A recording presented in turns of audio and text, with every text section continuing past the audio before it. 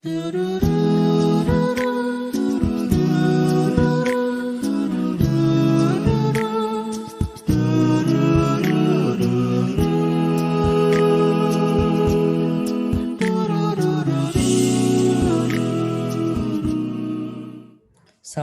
teman-teman, kembali lagi bersama saya Dafa Fatih.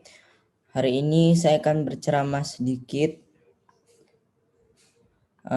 tentang pelajaran tauhid ya.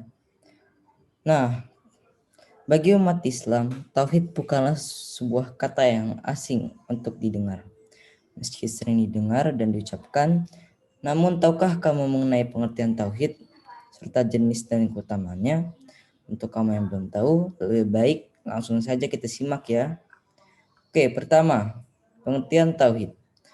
Tauhid berasal dari bahasa Arab dan diambil dari kata wahada, yuwahidu, tauhidan, yang berarti menjadikan sesuatu satu saja. Jadi, tauhid bermakna menjadikan Allah Subhanahu wa taala sebagai satu-satunya sesembahan yang benar dengan segala kekhususannya. Berdasarkan penjelasan di atas, kita dapat menyimpulkan bahwa manusia bisa saja cenderung menyembah yang lain selain Allah Subhanahu wa taala. Namun bagi mereka orang-orang yang bertauhid, Allah Subhanahu wa taala adalah satu-satunya sesembahan yang wajib untuk disembah. Pembagian tauhid. Tauhid terbagi menjadi tiga, yaitu tauhid rububiyah, uluhiyah, dan tauhid asma wa sifat. 1. Tauhid rububiyah. Tauhid rububiyah yaitu meyakini bahwa Allah Subhanahu wa taala sebagai satu-satunya yang dapat menciptakan bumi dan langit beserta isi-isinya. Hanya Allah yang mampu memberikan rezeki, menggerakkan matahari dan bulan, mendatangkan badai dan hujan, serta apapun yang terjadi di alam semesta ini sesuai dengan kehendaknya. Hal ini pun terdapat dalam ayat Al-Quran. Dalam surah Al-An'am ayat 1. Segala puji bagi Allah yang telah menciptakan langit dan bumi dan mengadakan gelap dan terang. Kedua, tauhid uluhiyah. Tauhid uluhiyah dapat diartikan sebagai tauhid ibadah. Maksudnya, mengesahkan Allah dalam hal ibadah dan hanya Allah satu-satunya yang berhak untuk diibadahi. Hal ini pun terdapat dalam ayat Al-Quran dalam surah Al-Fatihah ayat 5. Hanya Engkaulah yang kami sembah dan hanya kepada Engkaulah kami meminta pertolongan. Lalu terakhir, tauhid asma wa sifat.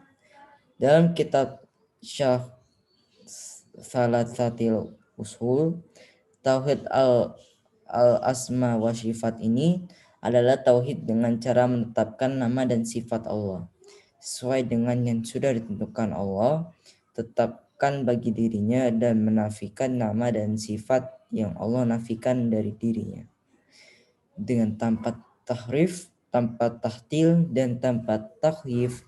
Hal ini pun terdapat dalam ayat Al-Quran.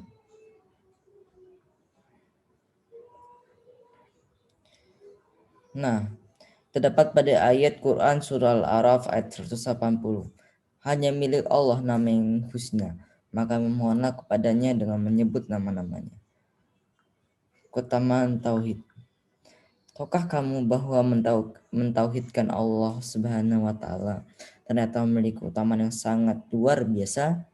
Di antaranya yaitu menghapus segala dosa-dosanya, mendapatkan petunjuk dan rasa aman dari Allah, serta dihilangkan segala kesedihan dan kesulitannya. Selain itu, keutamaan yang lainnya adalah diberikan kehidupan yang baik di dunia dan di akhirat, serta yang terakhir akan dijaminkan surga baginya. Pentingnya mempelajari ilmu tauhid. Banyak orang yang mengaku sebagai Islam dan menyembah Allah, namun sendirinya tak mengenal Allah. Akibatnya, banyak yang akhirnya terjerumus ke perbuatan syirik, padahal ilmu tauhid adalah ilmu yang paling utama. Sesungguhnya ilmu tauhid adalah ilmu yang paling mulia dan paling agung kedudukannya.